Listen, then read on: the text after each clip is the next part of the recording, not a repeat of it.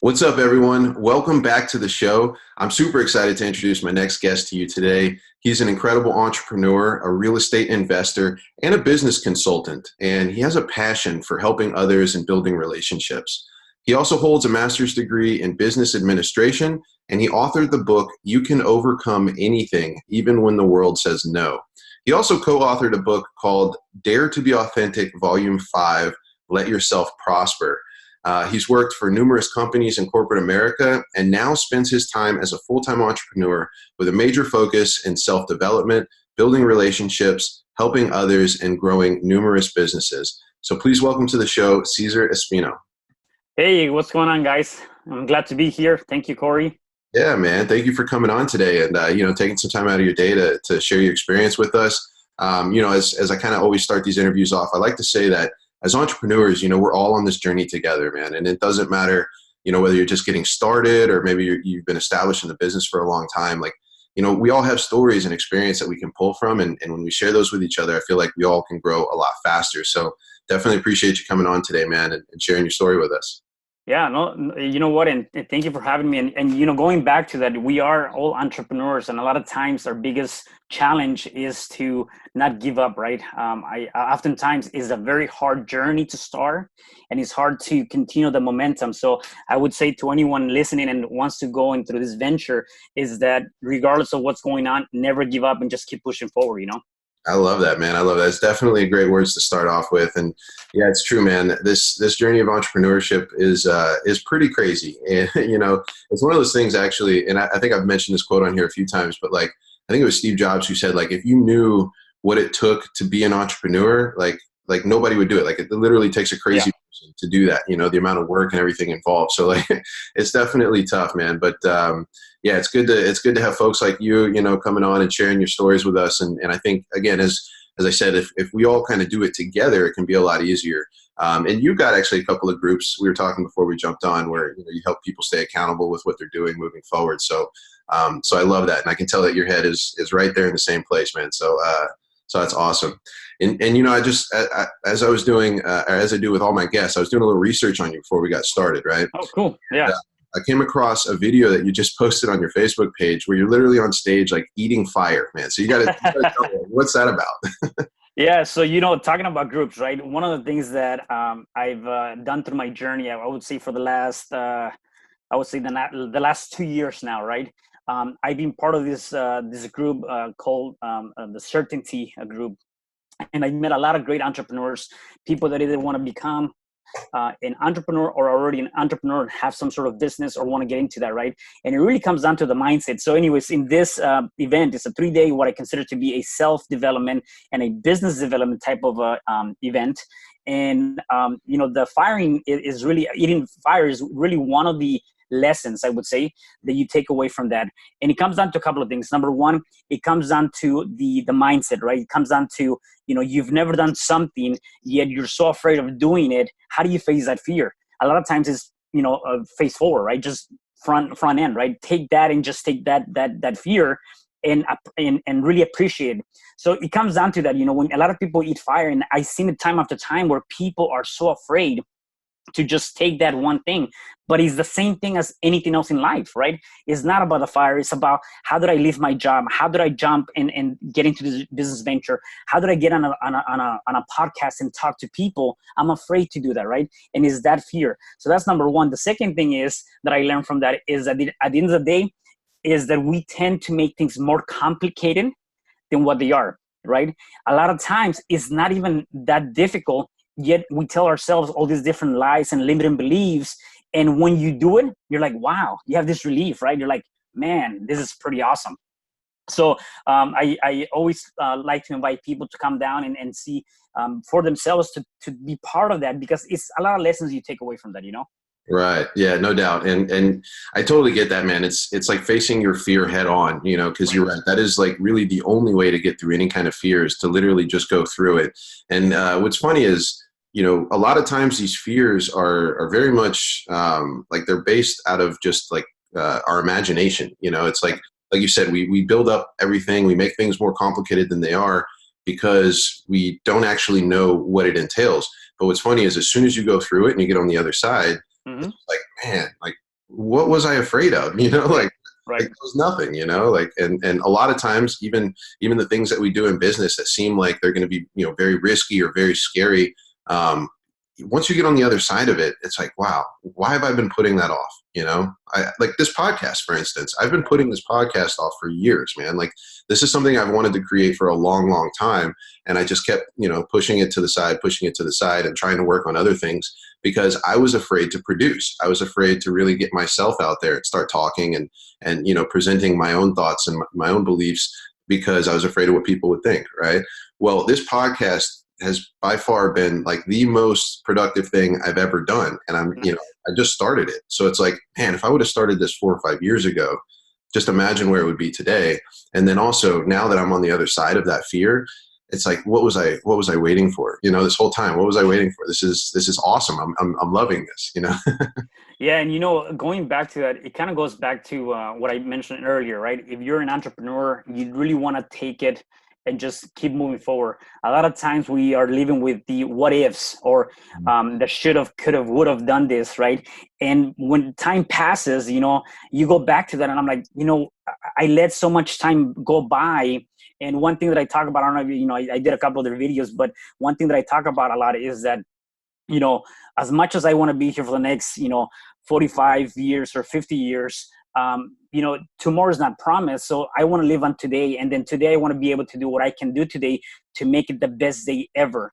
And if today is going to give me a promising future, so be it. Let me do it today. Let's not wait until, again, I'll do it someday, right? You have that someday syndrome, and then Right. that someday never comes because, a lot of things can happen, right? Again, you God forbids you end up, losing your life, and you never, had the opportunity to take on that, that opportunity or that challenge that you had, right? So, the what if, should have, could have kind of stuff, we need to get rid of that. And then the someday syndrome, we need to get rid of that and just take action today, Right, 100%, man. Yeah, that someday syndrome. I've never heard it said that way, but that's awesome, man. And it's funny. I've always said this too. It's like your tomorrow you, like the tomorrow you, has a lot of responsibility and a lot of things to do, man. Because we always put stuff off till tomorrow. Oh, I'll do it tomorrow. I'll do it tomorrow.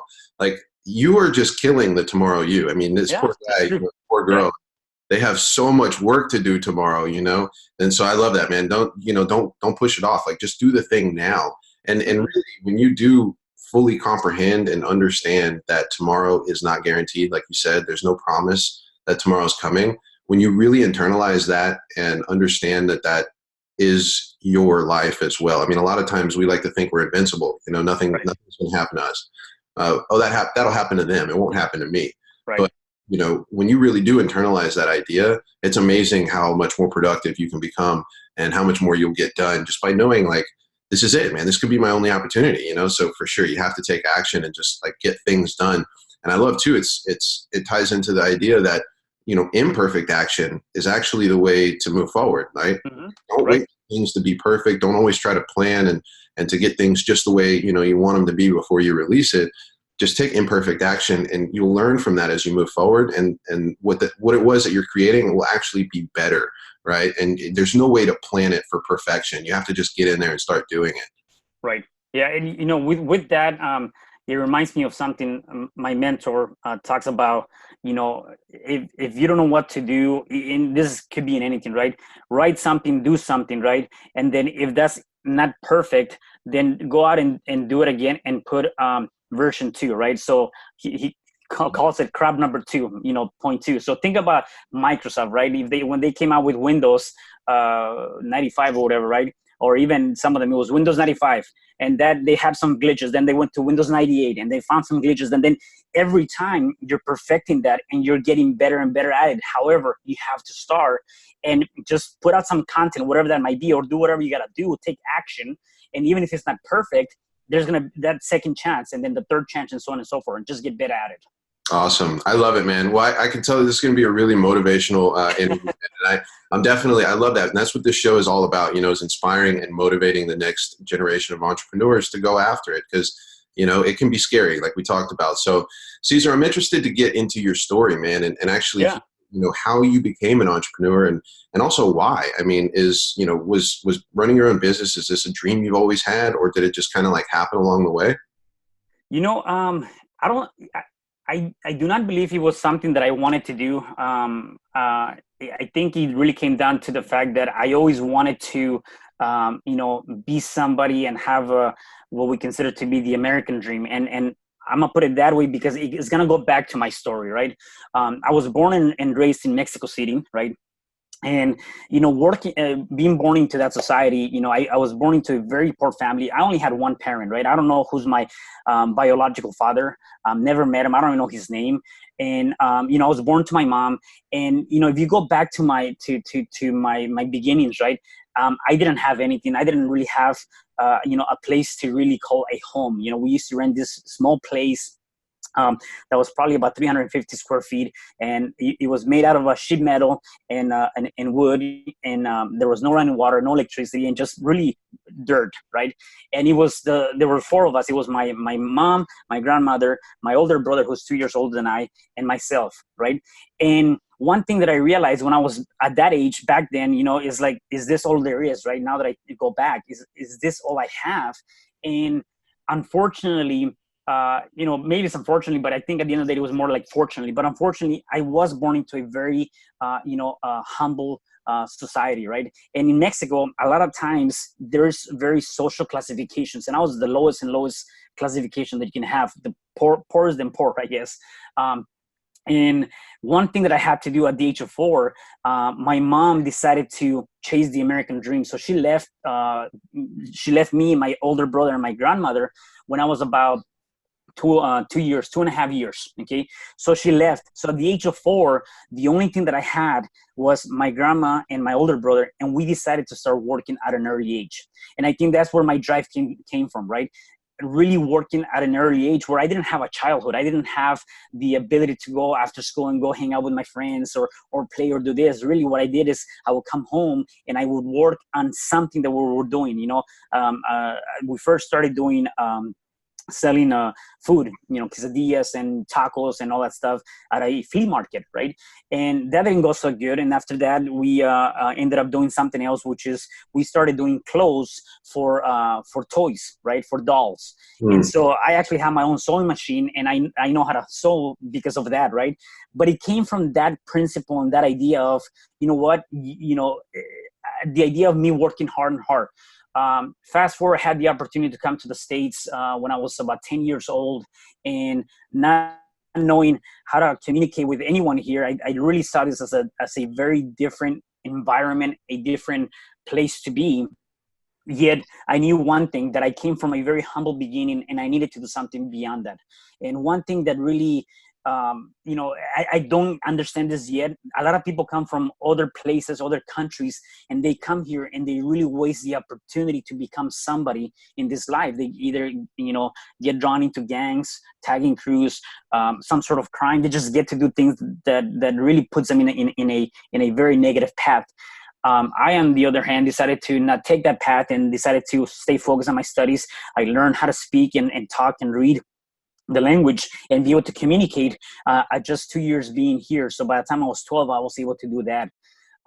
One thing that I had though in mind is that I really wanted to have a good working job, right? You hear that a lot. And that was I was raised with that, right? The fact that I came from Mexico, went through that very difficult life to now becoming to the States. My mom, and then my stepdad, who I call my dad now, the idea was, go back to school, learn as much as you can, educate yourself, and then take that and have a good working job. And so I take that to heart, and that's the reason why I got my associates, my master's, my bachelor's, and I went to school. And I was able to land some pretty good jobs in corporate America, and having, my last job was I was working for corporate as a project manager, engineer, and business development type of a role. And it was a good job. It was really, really good. It was a very good journey. Yet I don't know what, something inside of me said, there's something missing, right? There's something missing. And so I started in my real estate back in 2015, I believe. And prior to that, I already had a couple of companies that fell. We talked about it earlier, right? There's going to be failures, and then a lot of people give up. And I had a cleaning company that didn't go too good, so closed that company. I had I was doing computer networking and fixing computers. That's one of my backgrounds. I have a bachelor's in information technology. That didn't go too good. Again, I failed that. 2007, 2008, when the housing market took a hit, I had gotten into a couple of different properties. And, I thought I had, what I needed. I was 26, 27. I'm like, you know what? Good. I'm getting into real estate. I wasn't educated in that area. I felt my house foreclosed. One of my properties foreclosed. The other one I had to short sell. It just was a disaster, So even before I decided to really take the leap of faith, I had already failed multiple times throughout my career. And so I was like, you know what? I have this corporate job. I'm getting paid good and way over six figures. I get to travel. I don't really have that much stress because I've gotten to a level where I was very comfortable. And deep down, there was something missing. And I'm like, what is that? And so I started searching, and, I ended up getting into the certainty network that I was talking to you about, which was more of that mindset, develop the mindset, the business entrepreneurship. And with that, I discovered more things. I discovered that I really wanted to empower people. I really wanted to inspire others and give them the tools to help out. And I'm like, how can I do that? How can I reach more people? And so I decided to take the leap of faith and become a full-time entrepreneur, got back into my real estate investing. And then I decided to share my story through actually this book right here, the one you were talking about. And here I talk about really how I went from really an immigrant that didn't have anything to his name to what I am now. And now I want to be able to use that story to really help people out and motivate people. And so that's how I came to, really taking on this leap of faith and becoming a full-time entrepreneur.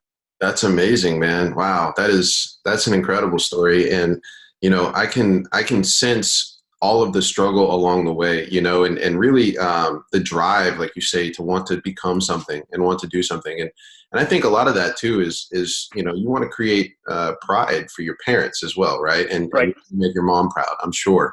Yep. For her to come to the States and kind of leave you guys behind, like that had to be really hard for everybody involved, but that just really, I think, it sounds like that's what set that fire inside of you to want to be something, And so it's amazing, man, to hear all of that. I mean, you definitely have had a hard life for sure. It sounds like you said, working from an early age, really instilling that work ethic into you young.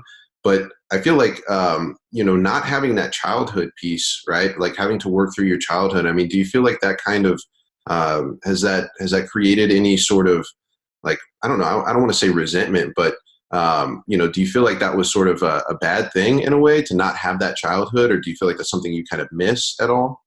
At first I did. At first I felt like, I lost everything that I could have been as a kid. There was times that, it's funny and it's funny, but it's not funny, I guess. I remember one time, some of my classmates, when I was in Mexico, they're like, hey, we're going to hang out, around the neighborhood. We're going to hang out and, play soccer or something. That's what we do all in Mexico, right? Just play soccer. So we're like, hey, we're going to go play soccer. And I remember actually going out and playing soccer, and all I can see is like my grandmother coming, behind me and just grabbing me and like whooping my ass and just kind of like getting me back to work. Right. And so it was that intense. And I talk about that because at the end of the day, when I look back at that moment, is I didn't have the option or the ability to waste time on what perceived to be a regular kid to enjoy and have a play day. I didn't have that ability. I didn't have that. I really needed to get back to work, because if we didn't produce, we wouldn't have anything. And so, at first I did resent it, and I'm like, man, I missed out on a lot.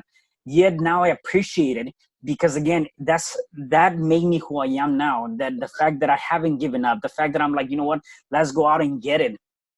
There was a lot of times that throughout my childhood, there was times that we didn't have anything to eat. I mean, literally didn't have anything to eat. And I call it in my book, I call it the Mexican special dish, which was really just one tortilla with a grain of salt, and that's all we had, right? And so again, it's those lessons that really made me who I am now. And kind of going back to that, I'm going to go back a little bit on that. You know, you were talking about my mom leaving me and all that stuff. And you know what? It was very hard. And for a lot of us, for me, it was even probably much harder because at the age of 2.5, I was like thinking to myself and blaming me, like, what did I do? Why did my mom leave me? Of course. And it was that, you know, sentimental because, again, not having a dad, not knowing who that was. I'm like, why? What happened? And when I finally got reconnected with my mom, I didn't really see her as my mom in the sense of there was that missing connection. I remember one time I was here in the States, and although it seemed like I had more here, although we're still poor because we were still renting and, you know, living in a low income community, compared to Mexico, it was better than Mexico, right? However, I remember one time telling my stepdad, and I talk about it on my book, that I'm like, you know what, you're not my father, you know, and I don't want to be here. You just send me back to Mexico. I'm comfortable with that. I'm okay with that lifestyle. Well, fast forward now, a lot of times people, entrepreneurs, they tend to fall back on what they feel comfortable with, even if it's not the right thing, than pushing forward, right? And again, that's a lesson to be learned. And I learned that lesson that I wanted to go back to what was comfortable, being poor, working hard, doing this, doing that, then taking the opportunity of what this could mean to me, right? And I remember telling my dad that, and I'm glad they didn't send me back, right? I'm very glad. But again, is one of those lessons, right? Right. Yeah. No, 100%, man. And that's a great thing to put distinction on, you know, because it's true. Like I mean, I think that's just human nature. We want to stay comfortable, you know, and we want to stay with what we know. But yeah, the life of the entrepreneur, or at least of the successful entrepreneur, let's put it that way, and any business owner, is one of constant change and of constant growth. And that means you constantly have to be stepping out of your comfort zone. So that's really a hard way to learn that lesson, you know, but it is good that you did. And I guess the reason why I asked about, you know, the whole childhood thing is because, as you mentioned, when you came to the States, like I can see that it would have been very easy for you to follow that same path of, you know, the gangs and, you know, the kids that weren't really doing anything with their lives and they're just kind of throwing it away, like you mentioned, but you didn't. And so that's why it's like, well, you didn't have your childhood really. And then you come here and that would have been a really easy option for you, you know, and for anybody in that position, yet you still maintained your path and was able to move forward into building something, you know, because like you said, I mean, even through your work, through your school, through everything, you had some kind of drive within you that wasn't being fulfilled, right? Some kind of need that wasn't being fulfilled. And what's amazing is that when you finally found it, it was this need to want to help people, you know, and to really want to create impact and change and inspire. And I think so many entrepreneurs, especially the ones that are listening to this podcast, can really relate to that, you know, because at the end of the day, like no matter what your business is, a lot of us are, you know, bonded by the idea that we just want to help people, you know, like, I don't know how. I know for me, that was kind of the same thing. I was like, I don't know what I want to do. I don't know how I'm going to do it, but I know that I'm here for like a bigger reason than to just, you know, have a bunch of cool stuff and live my life or whatever, right? Like I'm here for something. So what does that mean? Well, that turns into, okay, I want to help people. What does that mean? And then that turns into whatever, you know, area of expertise you have or whatever it is you're passionate about and how you can help people through that medium. So I love, you know, what you've been able to create and sort of the consulting groups that you've been able to work on. Like we were talking about, you have an accountability group and you also help people with real estate investing, you know. These are two areas that are completely separate in a way, but at the same time can be tied together, especially with the accountability piece, because we all need that. You know, we all need help staying true to what we say we're going to do, you know, because again, falling back to being comfortable, it's very easy to just push it off. Maybe, you know what, let me just stick with what I know, you know. So that's amazing, man. And I would say out of anyone, you definitely are qualified to help people stay accountable, because you've kept yourself accountable for all these years. And, you know, look at what you've been able to create. I mean, that's absolutely insane, man. You know, big kudos to you, my friend. Hey, thank you. You know, and there, I really appreciate that. And there's one more thing that I want to share with you. One thing that I've learned too, right? A lot of people tend to, and I'm saying that because I was one of those people too, or many of us, I guess, tend to get lost in the past, right? And one thing that I've learned throughout the years is that your past, right, is really merely an experience and a lesson, right? And if you grow out of that and you take some takeaways and you say, what did I learn from this experience, right? And then you better that experience, then that past really serve you well, right? A lot of people make the mistake though that they don't learn from their past and they keep doing it and doing it and doing it all over again, right? And so I want to share that, but one thing that kind of goes back to that is like, based on my past, even coming to the States, it was very difficult to get acclimated with the new society, with with the different types of people that we have here, cultures and things like that, right? And so one thing that again, as much as I wanted to stay in a very positive, path, I didn't fall into any gangs or like that, except I did something that maybe a lot of people would say, well, why would you do that, right? And what happened to me is that at the age of 15, I say we, but it's more like I ended up having getting a person, pregnant, right? So we were having a kid. So think about that for 1 second, right? So at the age of 16, my daughter was born. And, a lot of people tell me, is like, why did that happen? Maybe it's because I didn't have a father figure, when I was growing up. So I didn't know how to go about anything. I don't know, right? I didn't know how to deal with something like that. I didn't know that was wrongdoing. At the end of the day, I had a kid at an early age. But that's another lesson that I've learned, that, what, it took me to one promise. And so far I've lived to that promise. I was 16 having a kid, right? And so a kid having a kid, more or less. Yet I made a promise to my daughter that she will never go through the same struggles and challenges that I did, that I will give her a childhood that I didn't have. So kind of going back to what you were mentioning, right? So again, one thing that I always tell people is find your purpose. A lot of people say, what is your why? However you want to see it, whether it's your why or whether it's your purpose or whether it's what is the reason you're fighting for? At that time, I said, you know what? I have a kid. I cannot let her go through the things that I did. She needs to have the childhood that I didn't have. And therefore, I'm going to work hard. I'm going to, continue to push forward, go get my degrees and give her the lifestyle that I didn't have, right? And again, it's a lesson to be learned for me. And it's also based on that past that I'm talking about, is that even now I go back to that story and I remember that, although that's probably not what, and by the way, I'm not condemning anybody to do it, to go have a kid at the age of 15 or 16. Yet it's the lesson that again, that was the lesson that I learned, right? Obviously I only have one daughter now. She just turned 23, as a matter of fact, last week. I know I look good, by the way, because I look like I'm 20. So, again, though, that was the lesson that I've learned. I'm like, all right, you know what? Let me take care of this kid, because it's a human being. And a lot of times we don't see that, right? It's hard to be able to take care of ourselves, let alone somebody else, right? And so that lesson became very powerful for me as I continued through my journey. And now I want to be able to not only empower my kid, but I want to be able to empower other people by saying, you know what?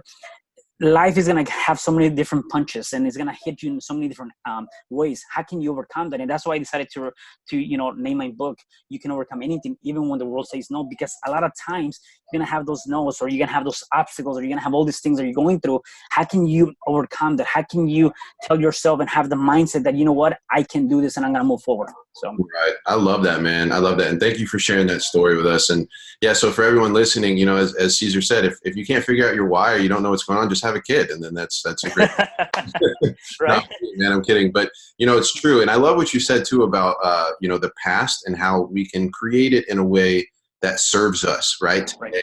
That's beautiful, man. And I just want to touch on that for a second. So, yeah. A lot of people, right, they live in either the past or the future, right? So they dwell in the past and they think of all the things that they could have done or should have done, or I wish if this would have gone this way, or what if that would have gone that way.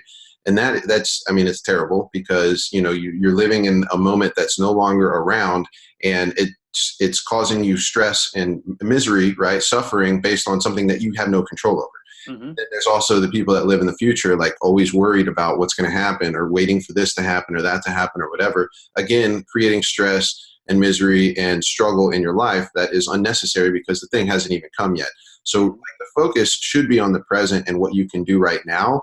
But I love the idea of looking at the past, keeping it there, and allowing it to serve you for today, right? Because like you said, everything that we've gone through is an experience and has been a lesson to learn. And unfortunately, a lot of us, we just are, I guess, oblivious to the lesson, even though, we've gone through it many times, some of us multiple times, time after time after time. And it's like, if we can just open our eyes to realize, okay, what was the lesson I was supposed to learn through this experience, right? Mm-hmm. Obviously it's a bad experience or a good experience, whatever it may be, but not to look at it for being the bad or good experience, but what was the lesson to be learned through that? Now I take that into my present and I can move forward with much more efficiency and not having to, recreate those same mistakes. So I love that, man. And just, the idea of allowing your past to serve you. And then again, taking the idea that the future it really should not even be, something that we fill our time or energy with. I mean, obviously you want to plan for things and you want to have goals, but to sit and worry and stew and to be stressed out about what may or may not come, that's never going to be helpful. As well as, anything in the past, like stressing out about, oh, I wish I would have done this or I should have made that decision. Doesn't matter. The fact is we're where we're at today. We made the decisions we made. What can we learn from those and how can we move forward? So that's awesome, man. I really love that idea. And, I kind of want to switch topics with you now, Yep. man. So, I want to transition into basically this idea of like the digital world that we're moving into, right? And as you know, social media is kind of taking over the way that we communicate and do business and sort of how we find information. So I'm wondering, what are some things like that you're excited about and what are some ways that you're actually using some of these digital tools in your business? Yeah. So I think it really comes down to JIT, just in time, right? And as we continue to move forward, digital or anything that comes down to the computer world is moving so fast, right? I mean, every day, like again, every day something new is coming up, right? And so people nowadays, they want to make sure that they have something today, just in time, right? And I have a background in logistics too, so when you're talking about like even with clients, when the customers that are dealing with clients, they're going through the e-commerce section or any of that stuff, right? What's important to them is, what I place in order today, how can I get that today? So when I take that information or that example, is the same thing with information, right? Is how can I get to people today? How can I be able to leave them with something today that they can appreciate for tomorrow, right? And so I use this in Facebook being one of them. I try to use a lot, whether it's Facebook, LinkedIn, even with the new generation Snapchat and Instagram. There's a lot of different platforms, right? I focus on those four platforms. Again, though, why that I focus on that is because, again, I want to be able to talk to the people that are the business people in LinkedIn, right? They're more of the they're either working for a corporate America or they're really focusing on that. Snapchat, you're focusing into the younger generation, which I believe very truly that's going to be the next generation. We have to be able to empower them, to give them the avenue of becoming something in the near future, right? And so I think that's a really good way to reach those people. And then you have Facebook and you have Instagram. I use all those platforms to be able to get to people by really not only educating them with the things that I have, whether it's my book, whether it's my accountability program, or whether it's through my real estate, except I want to be able to get to them by educating them and also saying, you know what, if you two have any interest in any of this, you two can do this, right?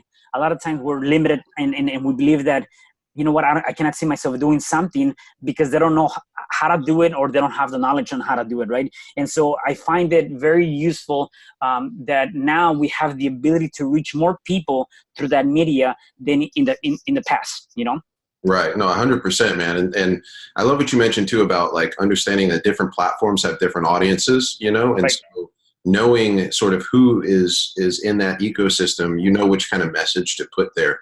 But, also like it's true. If we can find a way to get in front of people today with something of value, like that should be, that really should be a number one priority, right? Like every day when you wake up, it's like, okay, how can I get in front of somebody today? Right. And provide some value to their life so that they can have something that they can use, like you said, tomorrow to build and to move forward. Right.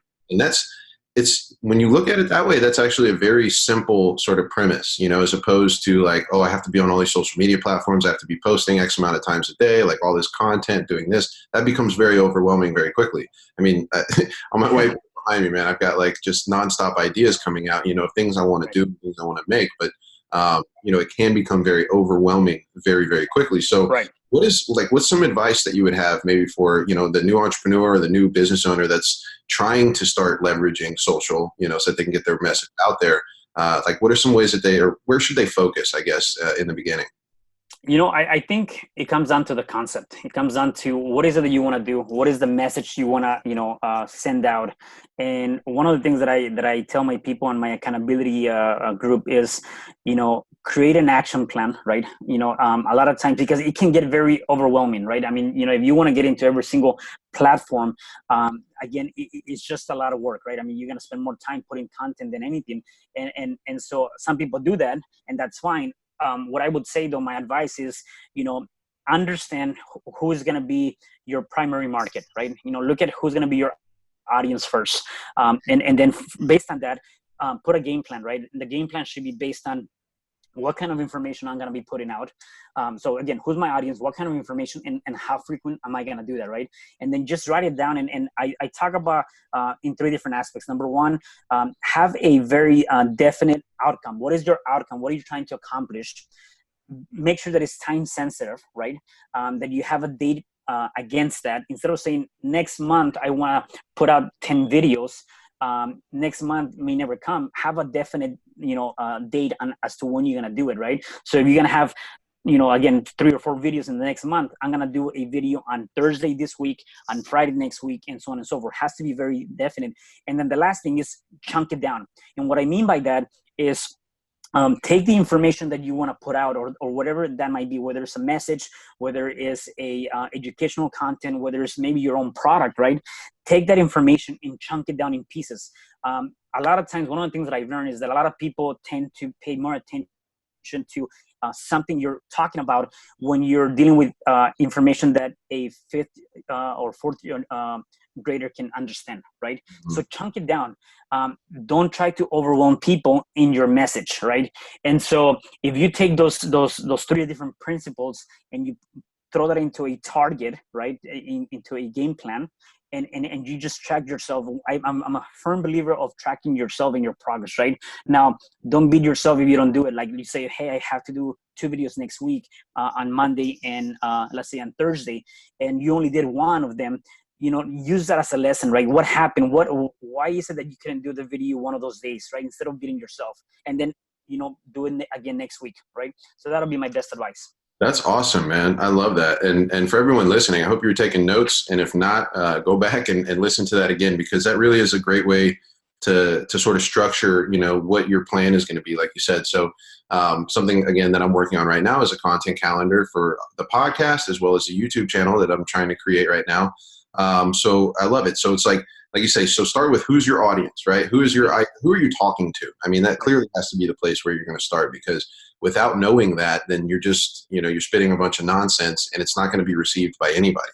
So who are you talking to? Very, very important. Who's your audience? And then, like you say, the action plan. So what do I want to put out, and how often am I going to put that out? That's 2 variables that are custom to you, right? Whoever's listening, and your business and what you're trying to do. So by figuring that out, though, what do you want?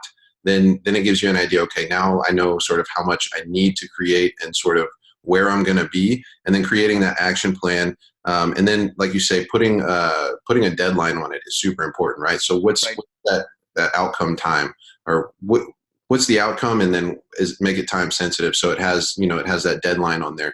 It's funny. It's what is it? The Parkinson's law. I think it's Parkinson's law that says a task will take up the amount of time allotted to it. So it doesn't matter what it is. Let's say I tell myself, I have to write 5 emails, by the end of the day, right? And get these emails out.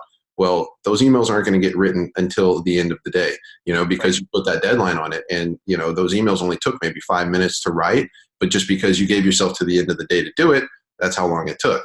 And that's just like, I don't know why, that's just how humans work. When we give ourselves, I got 2 weeks to do this thing, I mean, how many times have we waited a week and a half and then tried to cram everything into the last couple of days, you know? But it gets done, right? I mean, it gets done, and then we produce something at the deadline time. So those deadlines, I agree, are very, very important. And then chunking it down and making it, like you say, fifth grader friendly, right? Keep it simple, stupid, that the acronym KISS, you know? Yeah. It's really keeping it simple, explaining it in a way that a fifth grader could understand. And it's not to say that your prospects are ignorant or that they're uneducated or anything like that. It's just that, you know, we as individuals, like we talk in a way, I mean, honestly, the way that we talk is very much at a fifth or sixth grade level, you know, and the way that we communicate and just, again, that's just how we are a normal way. So when it comes time to teaching somebody something, it only makes sense to match that. I mean, how many times have you been in a class or, you know, some upper education, and it's like the teacher is speaking in like, you know, or something like it, because they're using big words and they're being, you know, they're using very like high level vocabulary that is only applicable to that particular, you know, field or maybe that topic or whatever it is that they're teaching. But it becomes, you know, real quickly like overwhelming. I don't understand. Oh my God, this stuff's way too complicated, right? If we can find a way to distill that information down and just make it simple, then people can really use it and hopefully, you know, take value from it and move forward with that. So I love that, man. That's a great plan and a great way to just really like, you know, lay it out and simplify. All right, how am I going to attack this problem? You know, it doesn't matter what it is, but we were talking about content and sort of using socials. So it's a great way to attack that problem. And it's a great way to attack any problem that you might have in business. I love it, dude. Yeah, and then one thing that that maybe some of the viewers might be, you know, challenged with is, well, I don't know where to start, right? I mean, fine, you know, so you already have kind of like the dynamics of how to go about it, and you're still asking yourself, I don't know how to start. And so one thing that I've learned is kind of like when I wrote my first book, you know, I knew that I needed to write this story, yet I didn't know where to start, right? And so the best thing that I can tell you is you start by taking action. Well, what does that mean? Well, if you don't know how to write, if you don't know what to write, like in the case of my book, if I don't know what to write on that chapter, let me write a paragraph. Well, if I don't know how to write a paragraph or what to put on a paragraph, let me write a sentence. If I don't know how to write a sentence, let me write a word. Like do something, right? And so again, it kind of goes back to what I was talking about, chunk it down, right? If you don't know the whole end of that or whatever you're gonna be doing, just start with something small and take that action, and then utilize the principles that we just talked about and put it out. So one word a day and you'll have your book written in like 15 years. Yes, exactly. Yeah. No. And it's true, man. It's funny. I remember I was doing like a workout challenge a few years ago, you know, and the whole challenge started with just do one push-up, just one push-up today. That's it, right? And what it does is, like you say, it's just something. It gets you started. And it's funny how that thing, whatever it is, creates momentum and it creates motivation. And yeah, it makes you want to do another one and then another one and then another one. And before you know it, you have your whole book written, right? Or, you know, whatever the project is, it's done. And so yeah, I mean, not knowing where to start, I think, is almost an excuse to not start, you know, and a lot of people, this is something it just reminded me of, like, people will ask questions like, what's the best way to do X, Y, and Z, right? What's the fastest way to accomplish this? What's the best, you know, method for doing this? And these questions are, you know, they're nonsensical because there is no best way, right? There is no fastest. Sure. Yep. It really depends on A, what you're doing, and B, who's doing it. Everybody works differently. Everybody has a different process that works for them, you know? And I feel like that question is really, it's almost an excuse to not do anything. It's the person who's asking it, what's the best way to start an online business? Dude, there's millions of ways that you could go about starting an online business, right? There is no best way. What do you want to create? What do you want to do? Like, everything is specific to the person doing it. The person asking that question, though, is trying to just buy themselves time to not do it, to not do the thing, right? Because if they really wanted to do that, if they really had the desire to help somebody and build a business online, they would just start doing it, right? And it doesn't matter, like you say, I don't know how to start, but I'm just going to start doing it. If that means I just put a post on my Facebook, hey guys, I'm doing this now. Like, this is what I'm offering, you know, like, who wants it? Like, if that's how it starts, then so be it. I mean, but, you know, getting started is like the critical piece. Yeah, I love that, dude. Yeah, definitely. And again, it goes back to what we talked about earlier. You know, it's about, you know, even if you fail and whatever you did, it didn't come out the way you wanted it to come out, at least you took action. Yeah, absolutely. And failure is going to happen, you know, and if anything, failure is just, it's proof that you're actually taking action and that you're doing things. Because if you're not failing, you're not trying hard enough. I think Dan Kennedy said, you know, he's a brilliant marketer, unfortunately has passed away, but he said that if you don't offend somebody by noon, you're not marketing hard enough, you know? Like, and it's true because like so many people, like in marketing, for instance, we're worried about, oh, I don't want to piss off my prospect, or I don't want to, I don't want to offend them. And it's like, hello, like that's it, not that we're marketing with the intention of offending people, but like, it's just a byproduct. Like by Right. sending your message out to a bunch of people, you're going to offend some people. That's just the way it is. And if you're not offending somebody by noon, then you're not trying hard enough, Right. So if you're not failing, you're not trying hard enough and you're not taking enough action. Don't be afraid to fail. Use it as a lesson to move forward, and take that as an indication that you're actually doing something, which is good. So I love that, man. Well, let's go ahead and let's transition, man. Before we jump off here, I want to talk about one more topic with you, Sure. which is this whole work-life balance idea. And it's funny, people live in multiple camps on this one. So I'm interested to see, what's your position on it, and as far as work-life balance in your business and in your life, what are some ways that you're kind of managing it? Yeah, and see, I have a different, a different opinion on that, and some of the viewers might agree or not agree. Again, when I was working for corporate America, definitely I was looking at what is work-life balance, right? I'm working, I'm putting too many hours in the office. I want to go home, whatever the case may be, right? So at that point, I can see that definitely if you have a job or you're working for somebody else, definitely that work-life balance is critical, and you want to make sure that at the end of the day, one thing that I tell people now is make sure you're working harder on yourself than the company you work for, right? And so at that point, I will see that now. On this side of now that I'm doing this full time as an entrepreneur, I don't think there's such thing as work-life balance for me, because it is really just life, right? This is my life. I enjoy it. I like what I do. And so when you get to the point where you enjoy life, even working or talking to, like when I have my students on my real estate, on my mentoring program, I enjoy actually having that one-on-one conversation with them. I enjoy looking at the deals. I enjoy the fact that I'm helping them with that.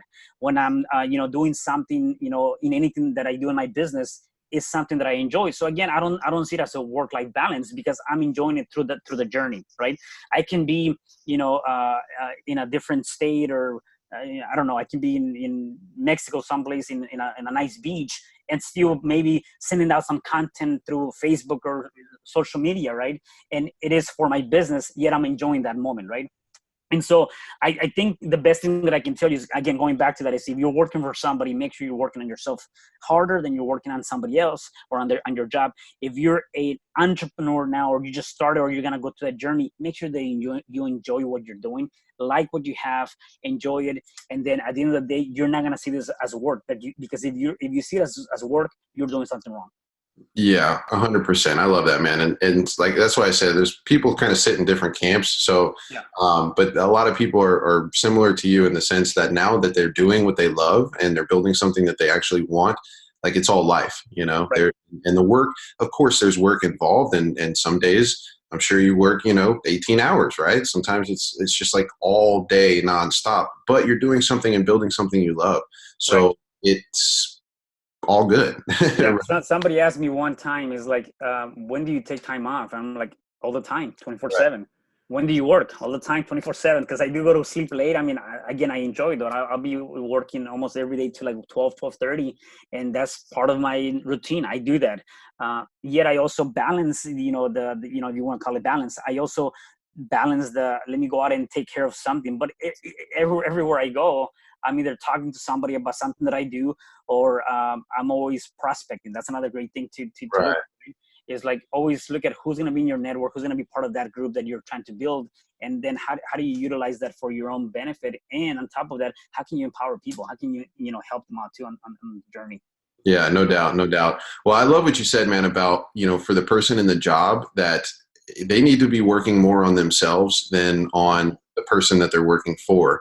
And that's, that's kind of a big thing too. And a lot of people that have sort of that entrepreneurial spirit, I guess, they quickly realize sometimes, like, and sometimes it's when they see how much money is coming into the business, but like you're spending all of your time to build someone else's dream, right? As an employee, like that's literally what you're doing. And don't get me wrong, there's nothing wrong with being an employee, and clearly the world needs them and every business needs them. But when you are an employee, like that's literally what you're doing is you're building someone else's business, someone else's dream. And when you do that while at the same time never focusing on yourself, that can be a very miserable life. That's why a lot of people live in, I hate my job. It's just, I have to do it though. I've got bills to pay, and it's just constant negativity, right? So I love what you said. If you are an employee and you want to stay in that track, that's fine. But make sure that you're working on yourself more than you're putting into that job, right? If giving to that job fulfills you, then that's amazing. That's good. That's good. But if it doesn't, then like you have to be working on yourself, whether it's personal development, whether it's just maybe it's a hobby that you're giving time to that you enjoy. Like you have to be giving to yourself. So I love that that distinction, man. And I think for entrepreneurs, it's true as well. I mean, I think we really need to take time to do the things that we love. It's one of those things where like you can essentially burn out, if you work hard for too long. And no matter if it's something that you love or not, if you just steady grind all the time. I mean, there's a few people out there like Gary Vaynerchuk who just seems to never turn off. Tony Robbins never turns off. But for the majority of us, I think we need to take a break every once in a while. But the beauty of running your own business is that you can do that kind of whenever you want and have that freedom. We have that time freedom, we have the financial freedom, and together that just creates a life of freedom. So like you said, there really is no balance as long as you're not completely neglecting yourself. Right. Exactly. Yeah. I mean, I just did the 75 hard challenge, and I which is that by itself is freaking crazy, right? Again, though, I just plug that into my daily routine, right? Yeah. And again, it's just like take care of yourself. It doesn't matter where you're sitting; you just need to make sure you take care of yourself somehow. Whether it's through self-development, your health again is critical. Just always take care of yourself. So I got a question for you, Cesar, and you're not allowed to say work, okay, as your answer. So what are some things that you do for fun? I like to go to the movies. I'm a movie lover. I do like to go play basketball. That's kind of one of my hobbies. I haven't done it for quite some time, so I need to get back on that.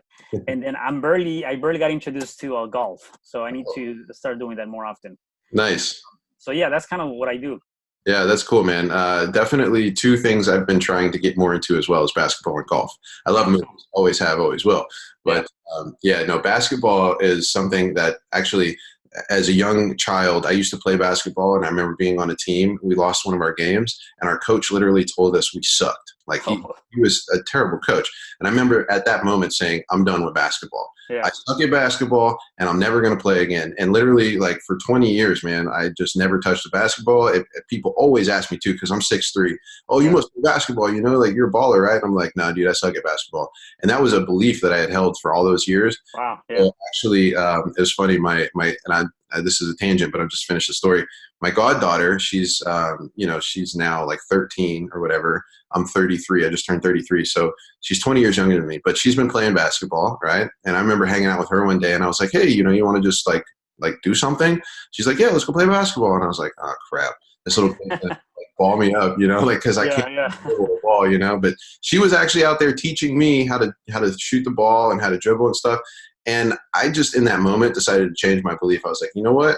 Like, I'm not good, but I can learn how to play. And now it's something I really enjoy, man. And I love going out there and playing with folks. And then golf as well is something I want to pick up, because it just seems like a fun way to waste time, drink beers and hit the golf ball. Like, why not? The first time I golf, I have my my ice cooler, and there was a couple of beers there. So that's pretty relaxing. So I need to do more of that. There you go. I love it, man. I love it.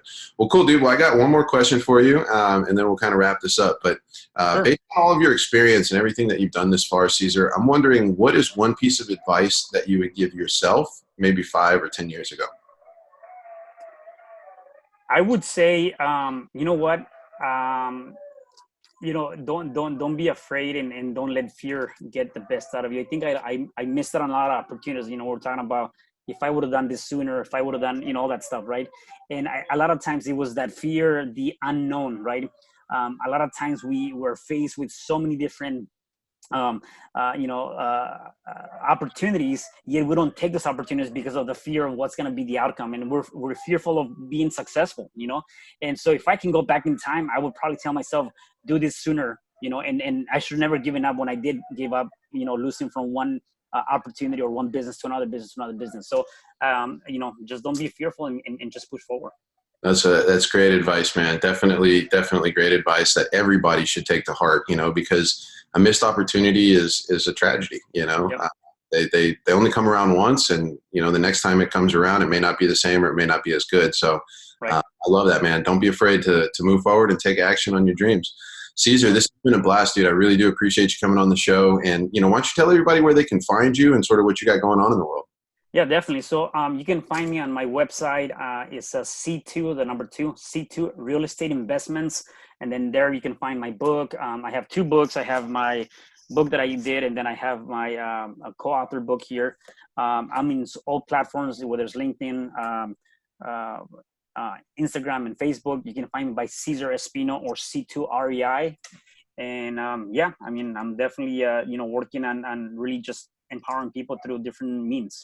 I love it. Well, I'll definitely link all that stuff down below. And, you guys, if you need help with accountability, or especially with real estate investing or anything in the market as well, by all means, reach out to Cesar, connect with him, and see what he's got going on. And definitely check out those books. So again, the one that you authored was You Can Overcome Anything, Even When the World Says No. And then he's also co-authored the book, Dare to Be Authentic, Volume 5, Let Yourself Prosper. So definitely go check out those books, guys. And Cesar, again, thank you so much for being on the show, man. This has been a blast. Yeah, really appreciate it. Yeah. Thank you. Definitely, man. So I guess we'll catch you on the next one. Yeah, awesome, man. Thank you. Have a good one.